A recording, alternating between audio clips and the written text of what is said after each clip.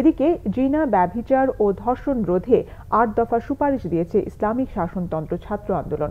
জাতীয় জাদুঘরের সামনে সমাবেশ থেকে শুধু আইন পাশ করে আন্দোলন দমানোর চেষ্টা না করে ধর্ষকদের দ্রুত বিচারের আওতায় আনার তাগিদ দিয়েছেন ছাত্রনেতারা। তাদের অভিযোগ, সরকার দলের ছত্রছায়ায় বেপরোয়া হয়ে উঠছে তাদের নেতাকর্মীরা।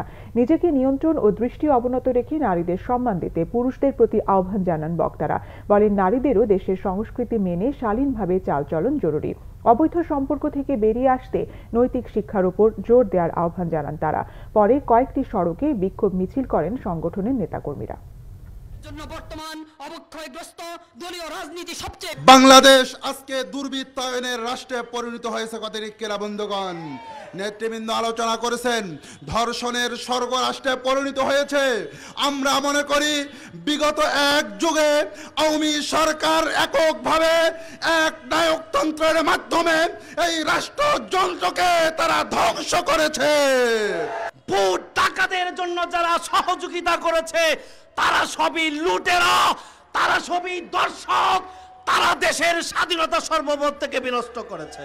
আমরা বুঝেছি, বুক দেব পেট দেব না, দর্শকদের বিচার না হলে ঘরে ফিরে যাব না।